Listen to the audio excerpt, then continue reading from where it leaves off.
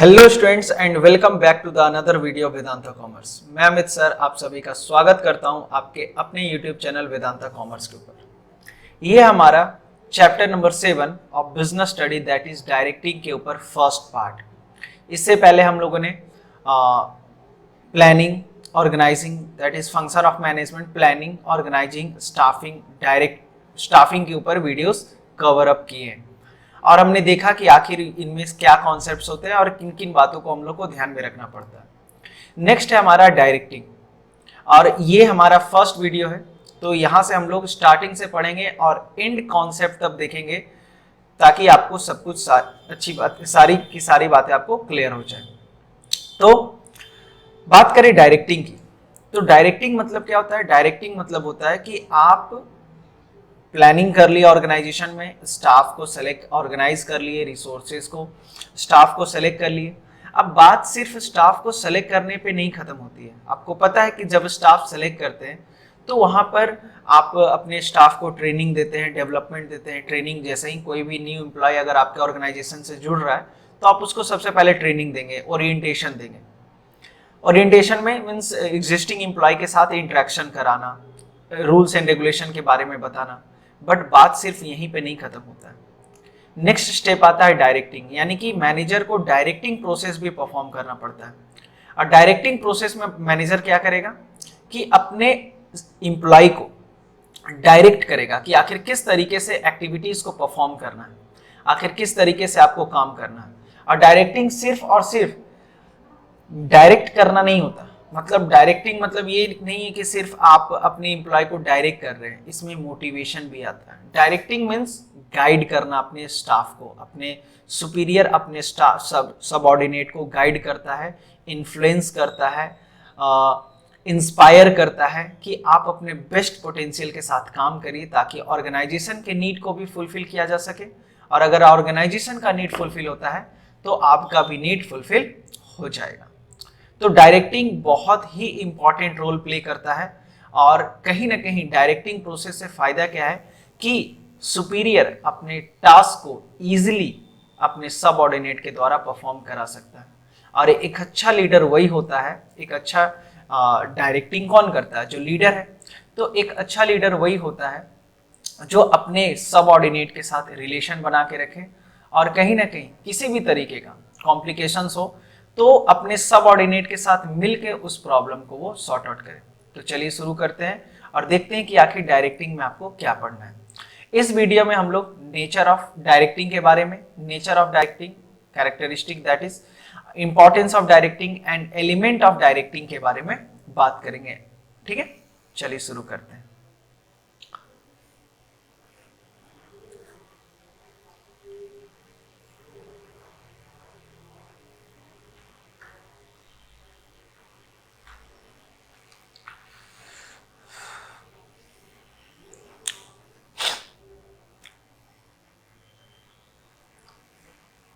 तो ये हमारा फर्स्ट स्लाइड डायरेक्टिंग चैप्टर, जैसा कि आप देख सकते हैं कि ये 7 चैप्टर है ना। चलिए नेक्स्ट बात करते हैं।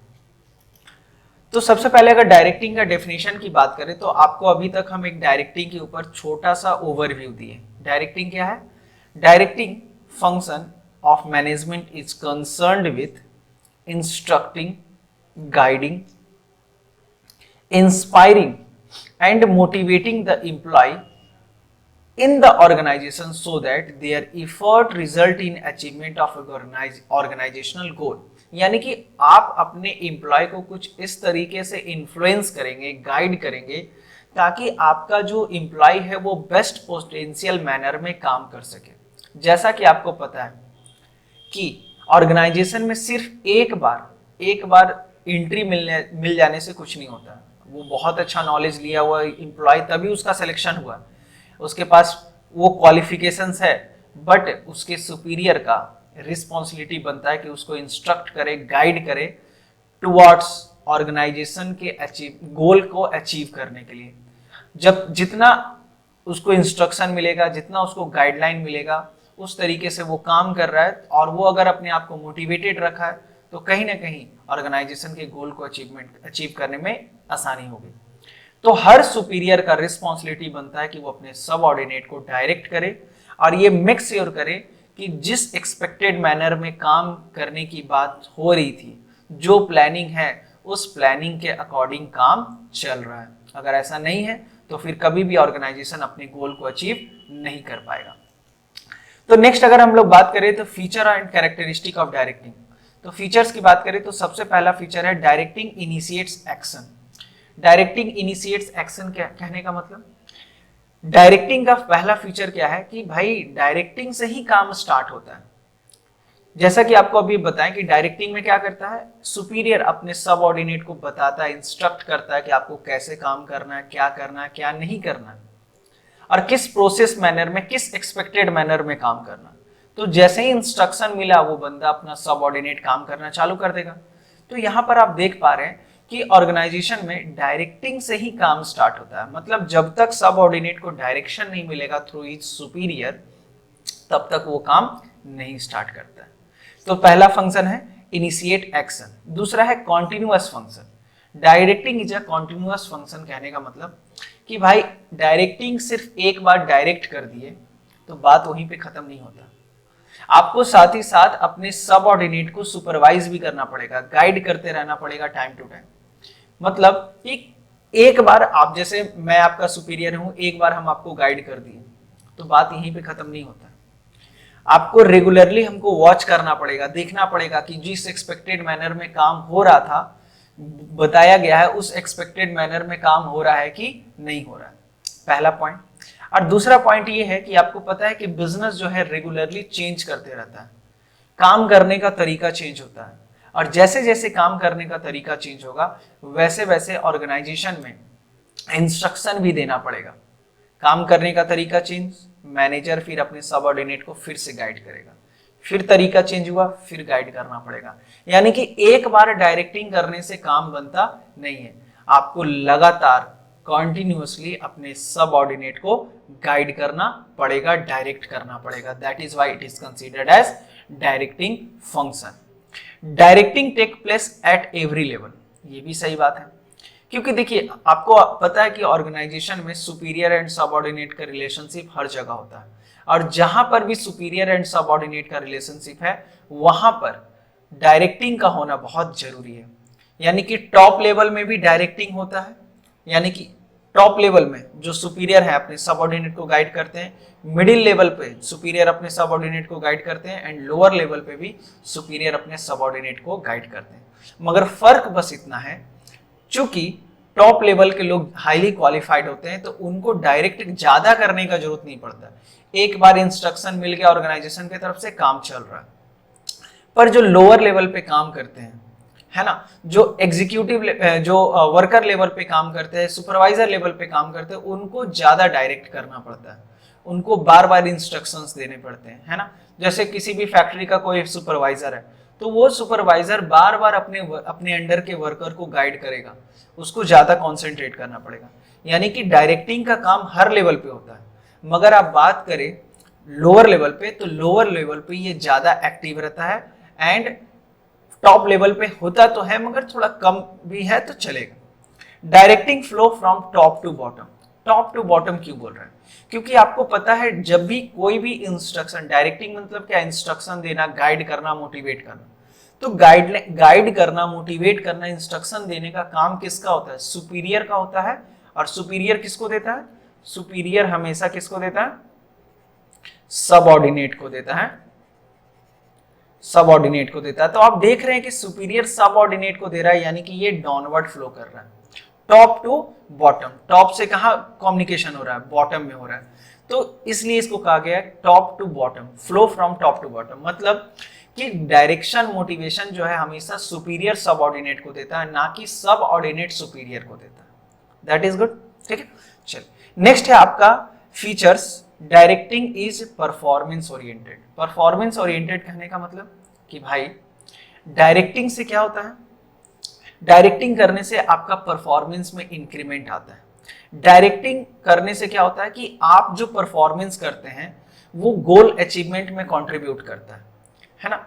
डायरेक्टिंग इज परफॉर्मेंस ओरिएंटेड मतलब सुपीरियर अपने सबऑर्डिनेट को कुछ इस तरीके से डायरेक्ट करता है, गाइड करता है कि भाई आप ऑर्गेनाइजेशन के गोल को कंट्रीब्यूशन में ही हेल्प करें। जैसे देखो, कोई भी एम्प्लॉय काम तो कुछ भी कर सकता है, इट डजंट मैटर, मगर कुछ भी काम कर दो तो वैसे ऑर्गेनाइजेशन थोड़ी चलता है। आपको क्या करना पड़ेगा, ऑर्गेनाइजेशन के गोल के हिसाब से आपको काम करना पड़ेगा, है ना। और यहाँ पर परफॉर्मेंस को मेजर भी किया जाता है। तो बेसिकली इसको परफॉर्मेंस ओरिएंटेड क्यों बोला जा रहा है, क्योंकि डायरेक्टिंग में सुपीरियर मेक श्योर करता है कि जिस भी तरीके का जो भी डायरेक्टिंग दिया जा रहा है, जो भी गाइडलाइन दिया जा रहा है, मोटिवेशन दिया जा रहा है अपने सबऑर्डिनेट को, वो मेक श्योर करे कि वो ऑर्गेनाइजेशनल गोल में अचीवमेंट करने में हेल्प करे, यानी कि वो गोल में कंट्रीब्यूशन दे, गोल ओरिएंटेड हो और साथ ही साथ परफॉर्मेंस ओरिएंटेड हो, काम करने का सही एबिलिटी जनरेट हो और कुछ इस तरीके से काम करे कि कुछ आउटपुट आए। ऐसा नहीं कि वेस्टफुल एक्टिविटी वो परफॉर्म कर रहा है, इसलिए इसको कहा जा रहा है परफॉर्मेंस ओरिएंटेड। परफॉर्मेंस ओरिएंटेड क्यों, क्योंकि यहाँ पर डायरेक्टिंग में सुपीरियर अपने सबऑर्डिनेट के परफॉर्मेंस को वॉच करता है, गाइड करता है, इन्फ्लुएंस करता है और ये मेक श्योर करता है कि बंदा जो कुछ भी काम कर रहा है वो पूरा का पूरा कंट्रीब्यूशन दे ऑर्गेनाइजेशनल गोल के अचीवमेंट में। एंड लास्ट कह रहा है ह्यूमन एलिमेंट। ह्यूमन एलिमेंट क्यों कह रहा है, क्योंकि डायरेक्टिंग में क्या होता है ना, सुपीरियर अपने सबऑर्डिनेट को मॉडलिंग का काम करता है, सबऑर्डिनेट को मोल्ड करता है। जैसे हम किसी के अंडर में काम कर रहे हैं या फिर आप मेरे अंडर में काम कर रहे हो, तो हम आपको कुछ इस तरीके से गाइड करेंगे ताकि आप उस मैनर में काम करो जिस एक्सपेक्टेड मैनर में ऑर्गेनाइजेशन को नीड है ना। कहने का मतलब यहाँ पे ह्यूमन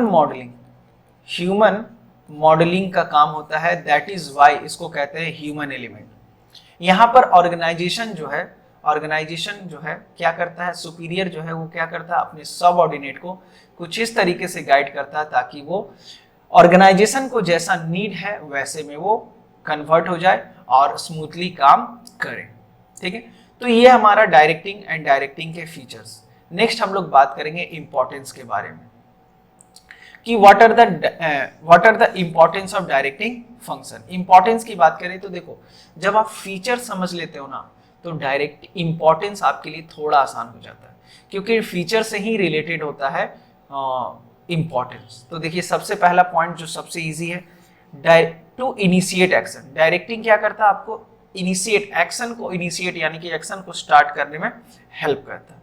यानी कि किसी भी काम को स्टार्ट करना है तो डायरेक्टिंग से ही स्टार्ट होता है। तो सबसे पहला इंपॉर्टेंस क्या है डायरेक्टिंग फंक्शन का, कि अगर किसी भी काम को स्टार्ट करना है तो आपको डायरेक्टिंग करना ही पड़ेगा, पहला इंपॉर्टेंस।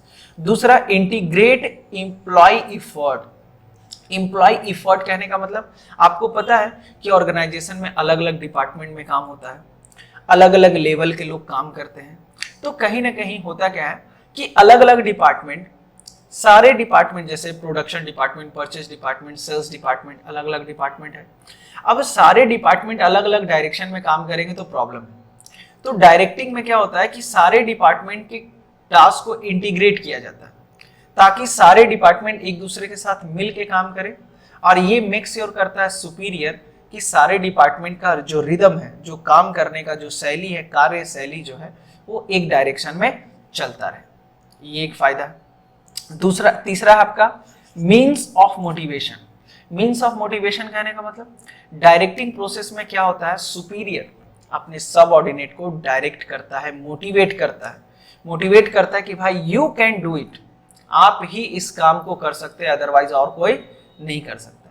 तो मीन्स ऑफ मोटिवेशन कहने का मतलब कि डायरेक्टिंग फंक्शन में सुपीरियर अपने सबऑर्डिनेट को डायरेक्ट करता है, मोटिवेट करता है कि भाई आप मोटिवेटेड होकर काम करिए। अगर आप काम अच्छे से करोगे तो ऑर्गेनाइजेशन को प्रॉफिट होगा, ऑर्गेनाइजेशन को प्रॉफिट होगा तो आपका सैलरी इंक्रीज होगा, आपको उसका बेनिफिट मिलेगा, बोनस मिलेगा, फॉरेन टूर मिलेगा और वेरियस फैसिलिटीज मिलेंगे। तो कहीं ना कहीं डायरेक्टिंग में क्या होता है, मोटिवेशन करने का भी काम होता है, यानी कि सुपीरियर अपने सबऑर्डिनेट को मोटिवेटेड रखता है और मोटिवेटेड बंदा ही काम करता है।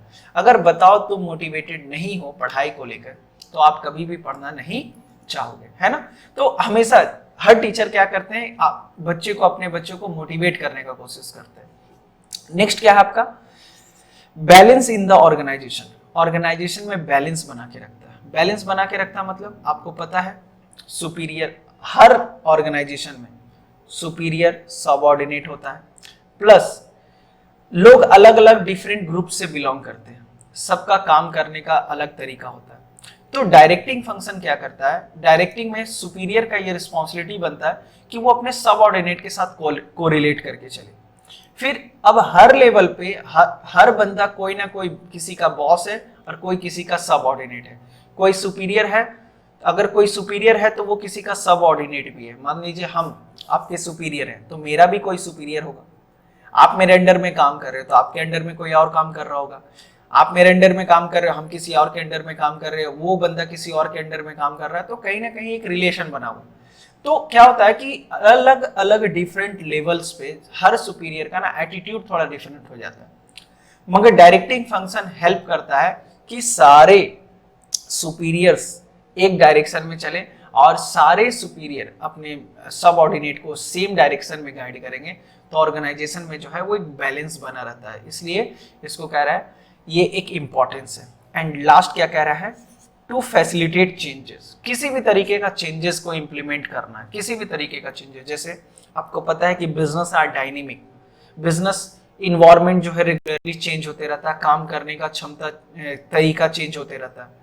तो अगर आपका मैनेजर आपको गाइड कर रहा है, देखिए जनरली क्या होता है कि कोई भी चेंजेस अगर आ रहा है तो उस चेंजेस को वर्कर इजीली अडॉप्ट नहीं करते, वर्कर हेसिटेट करते हैं नए नए चीज़ों को अडॉप्ट करने के लिए, क्योंकि उनको लगता है कि कहीं अगर नहीं सीखे तो प्रॉब्लम हो जाएगा, ऐसा ना हो कि हमको जॉब से निकाल दिया जाए वगैरह वगैरह। तो उस केस में क्या होता है, आपका सुपीरियर आपको गाइड करता है कि नहीं, ये जो चेंजेस है कहीं ना कहीं ऑर्गेनाइजेशन के लिए भी बेनिफिट है, ऑर्गेनाइजेशन को भी बेनिफिट पहुंचाएगा और साथ ही साथ आपके कैरियर ग्रोथ में भी आपको हेल्प करेगा।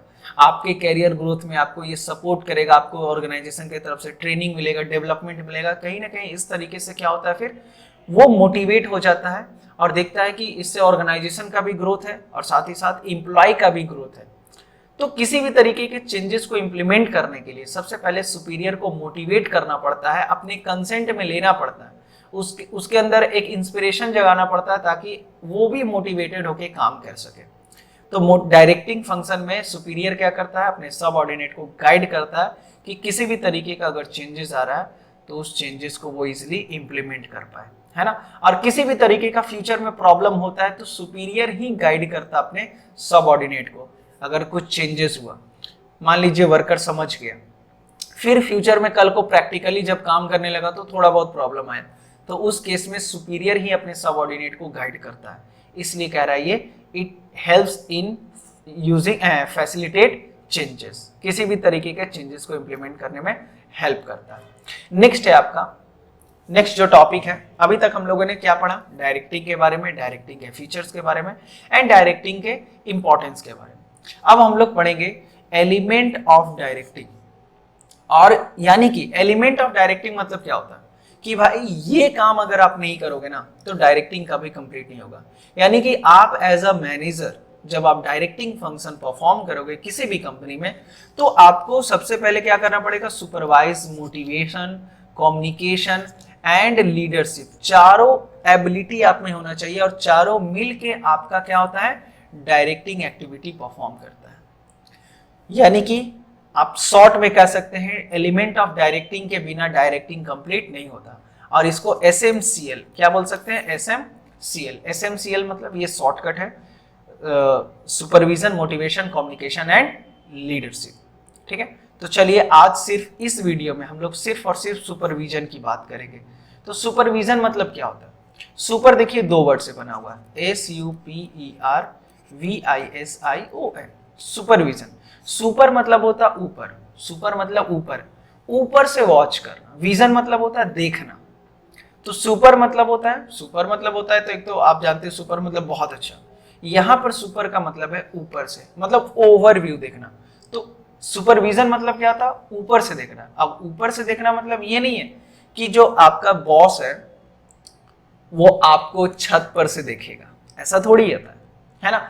सुपरविजन कहने का मतलब जब मान लीजिए हम आपके सुपरवाइजर हैं, आप लोग वर्कर है, फैक्ट्री में काम कर रहे हैं, आप लोग 500 वर्कर है, आप लोग फैक्ट्री में काम कर रहे हैं, तो होगा क्या, आप जब काम कर रहे होगे तो हम आपके मूवमेंट को देखेंगे, आप किस तरीके का मूवमेंट कर रहे हैं, कैसे काम कर रहे हैं, काम करने का तरीका क्या है, क्या कहीं आप ऐसा तो नहीं कि काम चोरी कर रहे हैं, है ना, वेस्टेज ऑफ रिसोर्सेज कर रहे हैं। तो सुपरविजन में क्या होता है कि सुपरवाइजर यानी कि जो आपका बॉस है वो आपको गाइड करता है, देखता है, वॉच करता है, और किसी भी तरीके का गलत एक्टिविटी कर रहे हो तो आपको इंस्ट्रक्ट करता है कि नहीं ये गलत है। तो बस सुपरविजन कोई बहुत बड़ा टर्म नहीं है, सुपरविजन मतलब होता है बस सुपरवाइज करना अपने सबऑर्डिनेट को, वॉच करना, देखना कि वो एक्सपेक्टेड मैनर में काम कर रहा है कि नहीं कर रहा है। जैसे देखिए एकदम आसान है, इसमें कुछ है ही नहीं। तो supervision means instructing, guiding, monitoring and observing the employ while they are performing the job in the organization। Organisation में सुपरविजन में क्या होता है, सुपरवाइजर क्या करता है, इंस्ट्रक्ट करता है, गाइड करता है, मॉनिटर करता है। किसी भी तरीके का प्रॉब्लम है तो आपको इंस्ट्रक्शन देगा, आपको गाइड करेगा, आपको मॉनिटर करेगा। आप काम जब कर रहे हो ऑर्गेनाइजेशन में तो आपको ऑब्जर्व करेगा कि सही से काम कर रहे हो कि नहीं, है ना। अच्छा, रोल ऑफ द सुपरवाइजर की बात करें तो रोल ऑफ मीडिएटर और लिंक पिन का काम करता है, यानी कि मैनेजर मैनेजमेंट और सबऑर्डिनेट के बीच में लिंक पिन का काम करता है। जैसे वर्कर, तो वर्कर से डायरेक्ट मैनेजमेंट बात नहीं करता, सुपरवाइजर एक कोऑर्डिनेटर रहेगा, कोऑर्डिनेटर वो दोनों के प्रॉब्लम को समझेगा, एक दूसरे के साथ कम्युनिकेट करेगा। रोल ऑफ गाइड, और गाइड करने का भी काम करता है। जैसे देखिए यहाँ पे आप फिगर में जैसा बना हुआ है,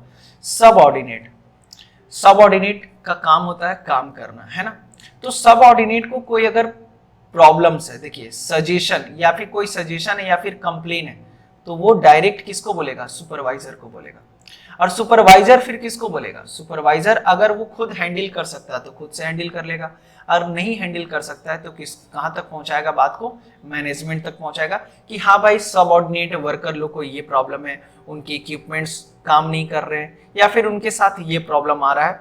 तो फिर मैनेजमेंट जो है उसके ऊपर एक ओवरव्यू रखेगा और देखेगा कि क्या भाई ये चेंजेस करना जरूरी है कि नहीं।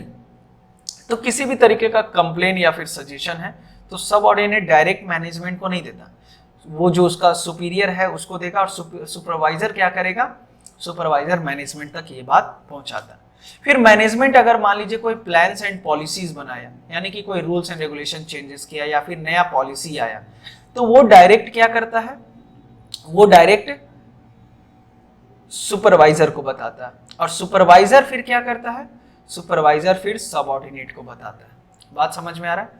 यानी कि मैनेजमेंट डायरेक्ट कम्युनिकेट सबऑर्डिनेट से नहीं करता, क्योंकि भाई मैनेजमेंट के पास इतना टाइम नहीं होता, तो वो सुपरवाइजर को सरल शब्द उसको समझा देता है, और सुपरवाइजर फिर सरल शब्द में सबऑर्डिनेट को समझाता है कि क्या पॉलिसी है, क्या ऑर्गेनाइजेशन चाहती है और क्या नहीं चाहती है।